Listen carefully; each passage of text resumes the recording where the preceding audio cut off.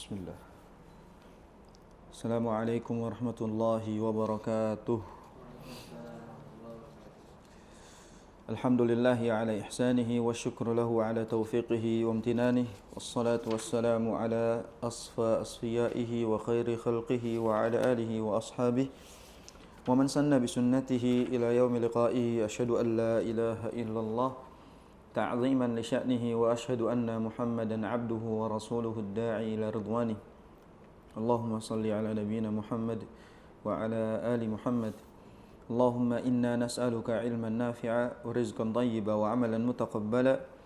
Allahumma la 'ilma lana illa ma 'allamtana fa'allimna ma yanfa'una wa zidna 'ilma warzuqna fahma. Allahumma faqihna fid din wa 'allimna at-ta'wil ya arhamar rahimin. Alhamdulillah, segala puji bagi Allah Subhanahu wa taala yang masih memberikan kita kesempatan berada pada hari-hari yang mulia, menjelang hari-hari yang mulia, dan semoga Allah Subhanahu wa taala mengampuni segala dosa, menerima seluruh amal dan menyampaikan kita kepada bulan Ramadan. Amin ya rabbal alamin. Dan hendaknya kita sebagai seorang yang beriman itu berbahagia menyambut datangnya bulan Ramadan. Wajib berbahagia, wajib menyambut. Makanya disebut sebagai tarhib, disebut sebagai marhaban. Tidak disebut tarhib, tidak disebut sebagai marhaban kecuali kita sambut dengan sukacita, dengan senang. Makanya ketika Nabi mengatakan qad ja'akum Ramadan syahrun mubarak, itu berarti Nabi mengabarkan para sahabatnya, yubasyir ashabahu, mengabarkan kabar gembira tentang datangnya satu bulan yang spesial, yang istimewa. Sampai-sampai kan Ibnu Rajab Al-Hambali rahimahullah mengatakan apa? Kaifa la yubasyarul mu'min bi fathi abwabil jinan wa kaifa la yubasyarul muznib bi ghalqi abwabin niran. Bagaimana orang-orang beriman itu tidak senang dengan datangnya bulan yang dibukanya seluruh pintu surga, dan bagaimana orang-orang yang banyak dosanya itu tidak senang ketika dengar ada bulan ditutupnya pintu neraka. Wa kaifa la yubasyarul aqil. Bagaimana mungkin orang yang berakal tidak senang bi waqtin yughallu fihi syayatin, pada datangnya waktu, datangnya bulan yang mana di dalamnya para syaitan itu dibelenggu. Ini menandakan bahwasanya kita harus senang dengan datangnya bulan yang spesial ini, dengan bulan yang istimewa ini. Yang harus difikirkan adalah apa yang harus kita persembahkan, apa yang harus kita optimalkan di dalamnya. Termasuk tentang ilmu-ilmu yang berkaitan dengan Ramadan harusnya memang sudah hatam. Harusnya memang sudah selesai sebelum datangnya Ramadan. Jadi semua perbekalan itu sudah selesai sebelum keberangkatan. Kalau begitu baru berangkat, baru nyari kaos kaki di mana, baru ini repot gitu. Dia harus siap-siap sebelum keberangkatan, semua udah di packing, masukin koper, semua selesai. Dia udah siap apa yang harus ia optimalkan, apa yang harus dilakukan. Itu baru orang beriman yang siap. Termasuk dia mempelajari tentang apa saja yang membatalkan, apa saja yang mengurangi pahala, apa saja yang bisa merusak Ramadannya. Itu semua harus dia kaji. Maka itulah fungsi majelis ini, fungsi majelis bekal Ramadan, setidaknya menjadi bekal buat kita, meskipun saya yakin bekal ini sebenarnya belum tentu bisa diterapkan. Bekal ini belum tentu bisa diingat gitu. Tapi setidaknya kita pernah belajar dan kita pernah mengkaji materi itu, dan itu bisa menjadi hujah di hadapan Allah Subhanahu wa taala. Insyaallah kita akan lanjutkan kembali pembahasan berkaitan dengan apa-apa saja yang sebenarnya masuk pada kategori pembatal puasa dan kapan dikatakan membatalkan puasa. Supaya kita tahu tentang kaidah sebenarnya semua pembatal ini kapan dikatakan batal. Apakah ketika kita makan itu sudah pasti batal, atau ada sebab lainnya, atau ada syarat yang membatalkannya. Di pertemuan yang sebelumnya kita telah membahas tentang pembatal-pembatal puasa, dan kita ringkas ke beberapa pembatal, yaitu ini sekalian murojaah nih. Yang pertama adalah al-jima', itu bersetubuh. Ini merupakan sampai disebut a'zamuha wa akbaruha itsman. Ini adalah dosa yang besar dan cukup berat karena konsekuensinya berat. Nah, ini berarti pembatal yang merupakan konsekuensi yang paling berat. Yang kedua, mengeluarkan mani secara sengaja. Mengeluarkan mani secara sengaja, baik dari sisi bitakbil, cumbuan, atau lamsin, atau sentuhan, atau istimna'in. Ya, ini semua mengeluarkan mani secara sengaja itu membatalkan puasa. Kalau tidak sengaja maka tidak batal. Atau keluar secara fitrah maka tidak membatalkan. Yang ketiga, al-aklu awisyurb, makan dan minum. Ini jelas yang kita sepakati bahwa makan dan minum batal. Tapi kapan dikatakan batalnya? Itu permasalahannya. Apakah semua orang yang makan dan minum dikatakan batal atau tidak? Yang keempat, yaitu apa saja yang semakna dengan makan dan minum. Jadi yang serupa dengan makna makan dan minum atau masuknya sesuatu ke manfadz maftuh. Ada istilah kalau ini masuknya ain ke dalam manfadz maftuh. Manfadz maftuh itu adalah celah terbuka di dalam tubuh kita. Celah terbuka itu seperti mulut, pasti, telinga, hidung, dubur dan kemaluan, itu semua area terbuka. Jadi masuknya sesuatu ke area terbuka yang sudah melebihi batasnya itu bisa membatalkan puasa. Ini bercandaan kita tentang apa? Kalau kentut dalam air membatalkan puasa kan gitu ya. Sebenarnya kentut dalam air membatalkan puasa kalau airnya masuk ke duburnya. Maka ini bisa membatalkan puasanya. Sehingga benar bercandaan itu sebenarnya ada tujuannya bahwa dikhawatirkan gitu, ada yang masuk dari manfadz maftuh jalur tersebut. Nah, itu yang disebut sebagai yang serupa dengan makan dan minum. Yang kelima yaitu keluarnya darah saat bekam. Ya, sehingga bekam yang mengeluarkan darah, sebagian ulama menyebutnya membatalkan sebab ada nas, ada dalil yang mana Nabi bersabda aftarul hajim wal mahjum, itu menandakan bahwasanya patut kita hindari berbekam pada saat berpuasa. Yang keenam yaitu at-taqayyu amdan, yaitu muntah secara sengaja. Jadi kalau muntahnya dibuat-buat itu maka membatalkan puasa. Yang ketujuh, khuruju damil haid wan nifas, itu keluarnya darah haid dan nifas. Terus juga yang kita sebutkan yang kedelapan adalah murtad. Jadi seseorang ketika dia murtad atau keluar dari Islam maka batal Islamnya, batal puasanya batal dan keislamannya juga. Jadi ketika seorang murtad, habitat a'maluhum, habis seluruh amalan mereka. Artinya bukan hanya puasa, tapi semuanya habis. Pahala dia yang dulu ia pernah kerjakan habis. Nasallallahu taala al-afiyah wal hidayah. Sehingga di sini pentingnya kita tahu bahwa seperti inilah yang membatalkan puasa atau pembatal puasa. Mungkin ada lagi misalnya di mazhab Syafi'i secara detail disebutkan apa? Ketika seseorang berniat buka puasa, maka bisa membatalkan puasa. Misalnya di siang hari ada niat ingin buka puasa, bercanda-bercanda gitu, maka itu bisa membatalkan puasanya. Itu lebih detailnya lagi. Karena ketika main urusan niat, innamal a'malu binniyat, sehingga apa yang kita niatkan itu sudah membatalkan. Contoh misalnya siang-siang pura-pura begini sambil Allahumma lakasumtu, ya itu bisa membatalkan. Hati-hati. Misalnya siang-siang kita bercanda-bercanda pura-pura itu, kalau niatnya ada niat dalam melakukannya, maka bisa membatalkan puasa. Itu juga berbahaya. Nanti kita akan lihat apa saja yang membatalkan ini. Pertanyaan misalnya kayak, apakah boleh kumur-kumur pakai air dingin, padahal tidak menelannya misalnya. Nah, ini juga harus dikaji, apakah betul itu membatalkan atau tidak. Ya, apakah semua yang kita kumur-kumur itu bisa membatalkan atau tidak. Nah, kita bahas di sini bahwa fi syurutil fitri bil mufattirat, ada syarat yang bisa menyebabkan batalnya puasa. Jadi pembatal-pembatal yang tadi kita sebutkan itu ada syaratnya, sehingga mereka disebut sebagai pembatal.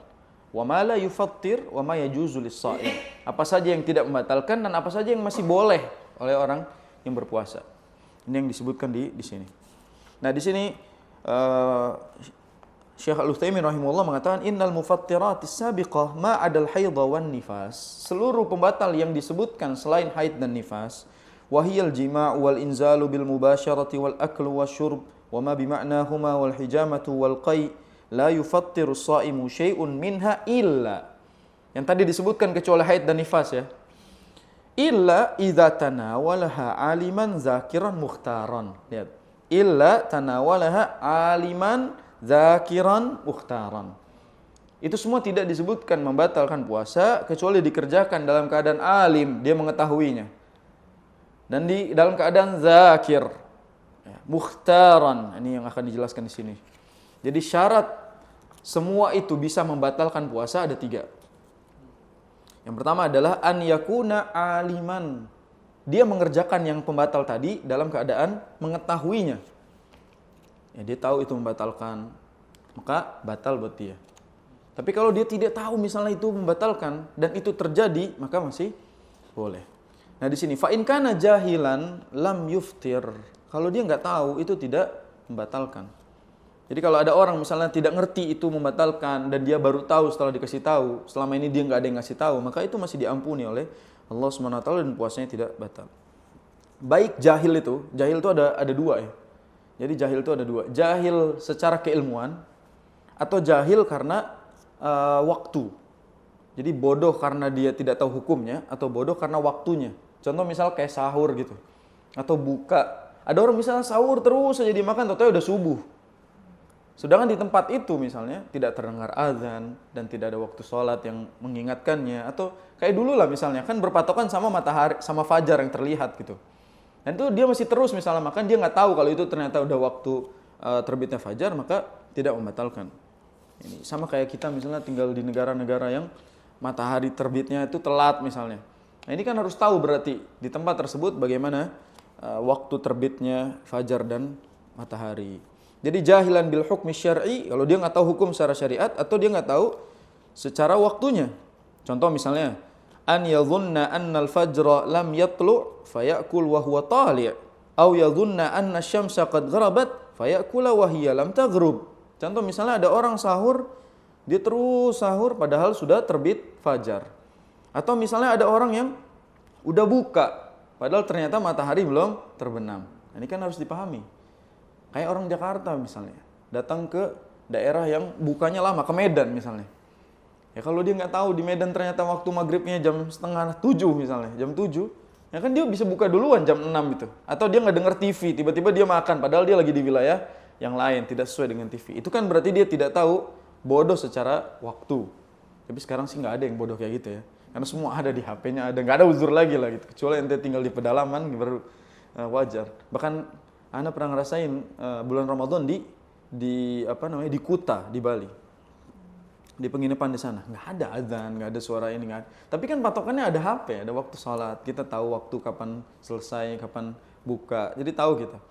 Setidaknya makanya perlunya di tempat-tempat demikian itu patokannya adalah waktu.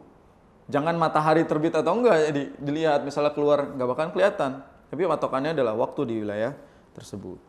Ini kejadian juga di zaman sahabat tentang tafsiran hatta yatabayyana lakumul khaytul abyad minal khaytil aswad. Awal-awal para sahabat tuh nggak tahu makna ayat ini tuh apa gitu. Sampai akhirnya dikasih tahu sama Rasul bahwa ini maknanya sampai jelas waktu fajar, baru mereka, oh ternyata maksudnya ini. Itu ada yang masih nerusin makan sampai ngelihat terang beneran gitu. Dan itu Rasul SAW tidak memerintahkan sahabat untuk mengqadhanya. Artinya boleh berarti. Itu tidak membatalkan puasa dia karena dia tidak tahu kaidahnya. Terus misalnya juga kayak terbenamnya matahari misalnya. Misalnya sore hari mendung. Kan orang nyangkanya mungkin udah terbenam matahari gara-gara mendungnya itu. Terus dia buka gitu, patokannya sama terbenamnya matahari. Udah nggak kelihatan. Contohnya cuma mendung, belum terbenam. Ini kan berarti dia tidak tahu. Maka yang seperti ini kita juga harus paham, tidak semuanya disebut membatalkan karena syarat pertama itu harus tahu. Nah, yang hadir di sini udah tahu. Jadi nggak bisa lagi yang kemarin-kemarin disebut itu nggak ada lagi uzur buat antum. Jadi kita udah tahu dari segi kanan dan kirinya gitu. Tapi yang berikutnya adalah an yakuna zakiran. An yakuna zakiran itu dalam keadaan ingat. Adapun dalam keadaan lupa, maka puasanya tidak batal. Kalau yang pertama kan aliman, dalam keadaan dia tahu. Kalau yang kedua ingat, sadar kalau bahasa kitanya. Jadi orang makan secara sadar ya batal. Kalau lupa baru. Makanya orang Indonesia ini berdebat, ulama fikih Indonesia ini berdebat. Man akala nasiyan, batola saumuhu atau tidak batal puasanya. Man akala nasiyan, batola saumuhu aw lam yabtul saumuhu. Nah, ini berdebat. Kenapa? Karena man akala nasiyan, barang siapa yang makan dalam keadaan lupa. Kalau makna nasiyan lupa, maka tidak batal puasanya. Tapi kalau man akala nasiyan artinya barang siapa makan nasi, batal saumuhu, maka batal puasanya gitu kan. Orang kita nih berantem soal ini nih. Ini nasiyan maksudnya apa? Nasiyan lupa atau makan nasi ente gitu.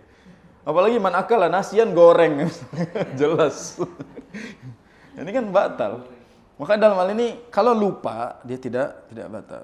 Sebagaimana sabda Nabi SAW, man nasiya wa huwa shaim fa akala aw syariba, barang siapa yang lupa dia sedang puasa lalu dia makan dan minum, falyutimma shaumahu, dia sempurnakan tetap puasanya, fa innama at'amahu Allahu wa saqahu, karena itu adalah Allah Subhanahu wa taala yang memberikan dia makan dan memberikan dia minum.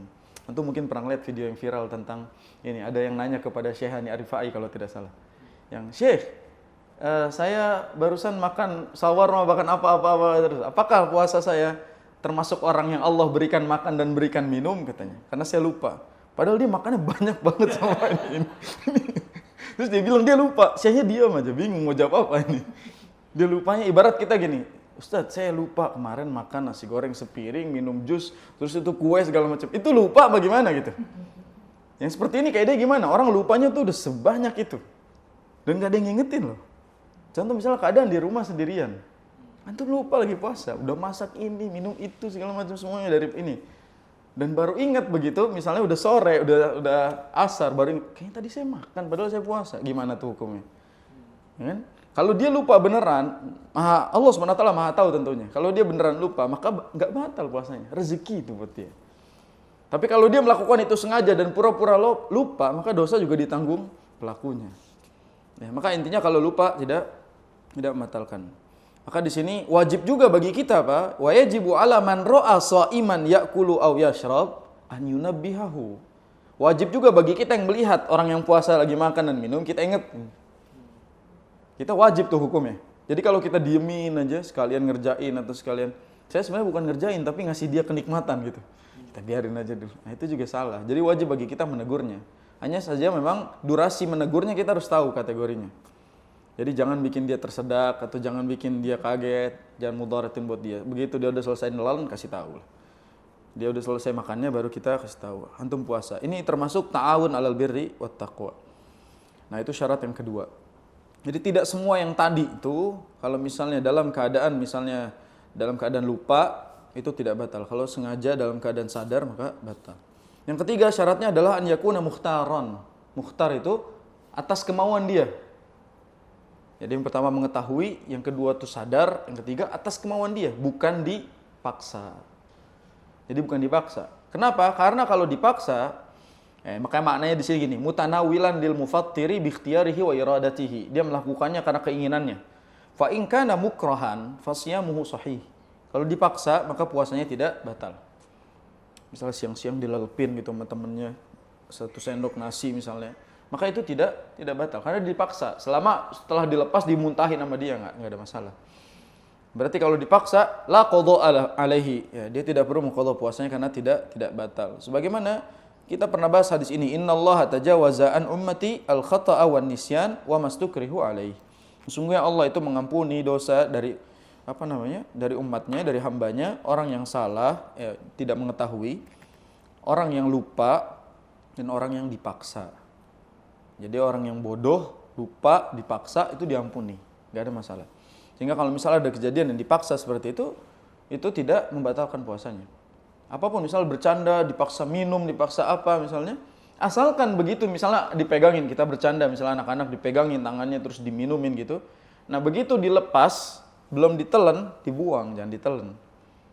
Jadi posisinya dalam, misal masih dipaksa gitu, masih di mulut dia, begitu udah ini dibuang itu masih aman. Kalau ditelan yang masalah. Ya, kalau misalnya dia sengaja gitu udah dilepas padahal masih bisa menghindar malah ditelan itu baru bermasalah. Ini ada contoh luar biasa di buku ini. Falau akrahar rajulu zaujatahu 'alal wat'i. Ya, dengerin para suami ini. Falau akrahar rajulu zaujatahu 'alal wat'i wa hiya sha'imah. Fasyamuha sahih wala qadha 'alaiha.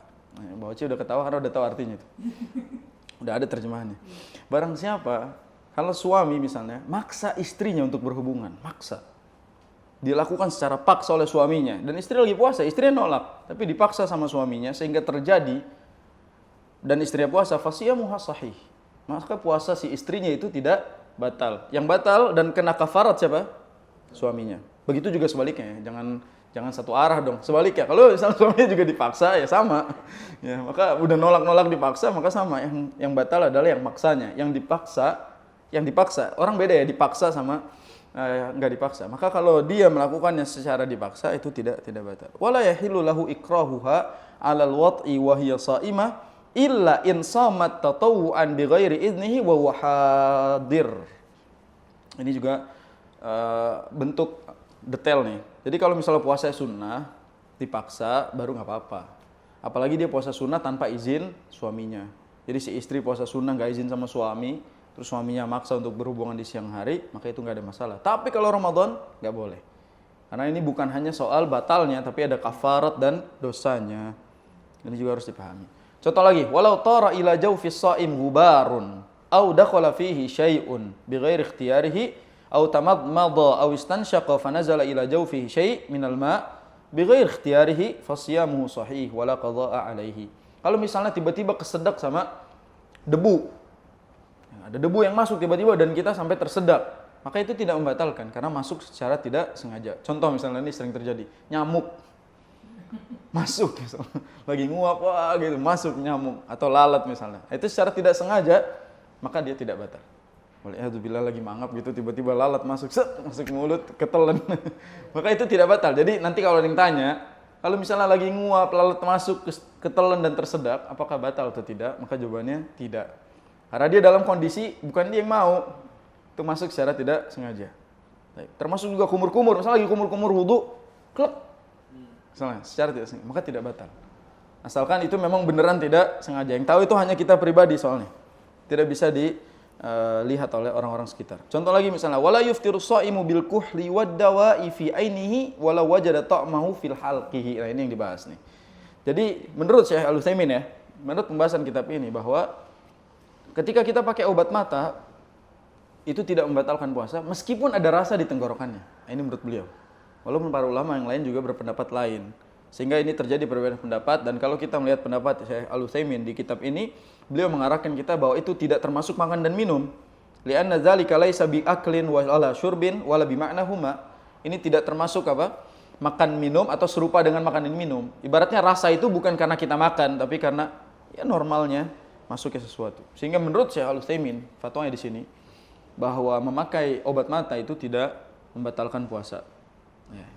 Walaupun saya secara pribadi mengambil pendapat yang membatalkan, atau solusi tengahnya adalah jangan pakai pada saat puasa. Gitu. Kalau saya jalur amannya, karena mengambil aman, takutnya memang khawatir ada yang masuk gitu, karena itu terasa sekali di tenggorokan. Tapi beliau mengambil dan mengkiaskan bahwa yang masuk itu tidak seperti makan dan minum, sehingga aman. Gitu. Jadi kita lihat ya, ini fihi qaulan. Ini ada dua pendapat ya. Jadi ada pendapat yang memang membatalkan karena memang ada yang masuk, ya, sebagaimana yang tadi kita sebut, ada ain yang masuk ke manfaz maftuh, ke ruang terbuka, celah terbuka dalam tubuh kita, itu batal. Ada yang mengatakan termasuk yang disebutkan Syekh Al-Utsaimin bahwa itu tidak membatalkan puasa. Baik.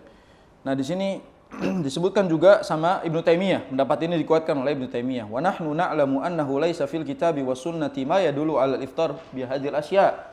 Kata Ibnu Taimiyah, sebenarnya permasalahan kayak gini enggak pernah disebutkan juga di Quran dan hadis, belum terjadi gitu. Fa'alimna annaha laysat mufattirah, dan kami mengetahui bahwa itu bukan termasuk pembatal. Sehingga ini dikuatkan oleh pendapatnya Syekhul Islam Ibnu Taimiyah. Silakan bagi yang mungkin butuh itu, misalnya matanya sakit siang hari dalam keadaan berpuasa dan darurat, maka boleh dipakai. Sebab ada pendapat mengatakan itu tidak membatalkan puasa. Nah, bagi kita yang sehat-sehat enggak usah macam-macam gitu. Jangan menantang dari jalur tersebut, boleh ditetesin lah pakai jus mangga kan gitu. Sampai ke tenggorokan rasanya. Nah, ini kita perlu tahu kaidah kapan harus menggunakan yang seperti ini. Baik. Itu berarti kapan dikatakan batal. Terus ada lagi nih, ini contoh lain lagi, studi kasus lain. Wala yuftiru bi dzauqit ta'ami idza lam yabla'hu. Tidak batal mencoba makanan selama belum ditelan. Makanya kemarin kita bahas tentang makruh itu. Dia cuma sampai lidah saja, sampai rasanya sudah terasa baru dibuang. Tidak boleh ditelan, apapun alasannya. Gimana dulu ibu saya misalnya selama masak sayur sop itu diuyup. Ibu antum tahu nggak hukumnya? Kalau tidak tahu maka saat itu insya Allah diampuni dan tidak perlu mengqadha puasanya. Karena beliau dalam keadaan tidak tahu. Sekarang kita kasih tahu orang tua kita, kalau nyoba makanan jangan diseruput. Karena memang cuma disuruh ngerasain saja, bukan diseruput sampai ditelan. Karena kalau sudah ditelan batal. Wala bisyamit tibi wal bukhur. Begitu juga menyium parfum dan bukhur. Lakinna la yastansyiq dukhanal bukhur. Jangan sampai itu enggak boleh. Kalau cuma mencium yang lewat, misalnya siang-siang ada bau bakar sate, bakar ayam dan lain-lain, kalau cuma biasa saja itu tidak batal. Tapi kalau dia nyamperin depan ininya gitu, batal. Ini kaidahnya. Jadi soal menghirup asap dan lain-lain batal kalau secara sengaja dimasukkan ke dalam lubang hidung, baru itu masuk membatalkan puasa. Kalau tidak maka tidak. Wala yuftiru bil madmadati wal istinsyaq lakin la yubaligh fi dzalik. Ini tentang kumur-kumur nih. Karena sebagian ada yang mengatakan kumur-kumur batal, sehingga mereka ketika puasa tidak kumur-kumur, ambil rukunnya saja. Nah, ini harus dipahami bahwa kumur-kumur tidak batal puasa selama tidak ditelan dan tidak berlebihan. Jadi kalau bulan Ramadan kumur-kumurnya tidak perlu optimal. Sebagaimana sabda Nabi SAW, asbighil wudu, wa khallil bainal asabi' wa baligh fil istinsyaq. Lihat dalil ini, wa baligh fil istinsyaq. Jadi totalitaslah di dalam kumur-kumur illa an yakuna shaiman. Kecuali dalam keadaan berpuasa. Antum tahu istinsyak itu apa? Bukan kumur-kumur. Madmadah kumur-kumur. Istinsyak itu memasukkan air ke dalam hidung. Jadi ketika puasa masih boleh asalkan jangan total masuk gitu. Maka di ujungnya saja langsung dibuang. Jadi madmadah dan istinsyak satu makna, sehingga kita ketika berpuasa tidak boleh berlebihan. Karena di sini ada nas yang jelas. Berikutnya la yuftiru bit tasawwuk. Tidak batal juga ketika kita bersiwak. Ya, jadi kalau siwak itu tidak membatalkan selama tadi tidak ada yang masuk tertelan. Ya, baik dari si kayu-kayu kecilnya itu tertelan atau dikunyahin ya baru batal. Kalau siwak dikunyahin jelas batal. Maka jangan sampai ada yang tertelan dari siwaknya. Nah, di sini bahkan secara detail disebutkan gini, wala yanbaghi lis-shaimi tathiru asnanihi bil ma'jun. Lianna lahu nufudan qawiyan wa yukhsha an yatasarraba ma'ariqihi ila jawfihi wa fi siwaqi gunyatun anhu. Jadi kalau bisa sikat gigi itu, ini disebutkan secara khusus adalah jangan pakai pasta giginya. Khawatir memang ada yang tertelan atau ada rasanya. Sebenarnya pasta gigi bermasalahnya di rasanya itu. Jadi kalau misalnya khawatir dari rasa itu ada yang masuk dan terasa kita makan, maka jangan pakai pasta giginya. Itu kalau di waktu puasa ya, kalau di waktu sahur dan buka bebas. Hingga kalau waktu puasa kalau mau sikat gigi pakai siwak sunnahnya, atau pakai sikat gigi dan air saja begitu. Atau pakai pasta gigi yang tidak ada rasanya. Nah ini ada studi kasus lagi. Tentang Nabi SAW itu pernah mengguyur kepalanya dalam keadaan berpuasa karena saking panasnya. Yajuzu lis-shaimi an yaf'ala ma yukhaffifu anhu shiddatal harri wal atash. Boleh bagi orang yang berpuasa mengurangi hawa panas di dalam tubuhnya dengan melakukan sesuatu seperti misalnya menyiram air di kepalanya. Kat tabarrudi bil ma'i, seperti misalnya mengguyur kepalanya dengan air. Karena Rasulullah SAW pernah mengerjakan itu. Terus juga ada lagi tentang berkumur-kumur dengan air dingin. Berkumur-kumur dengan air dingin.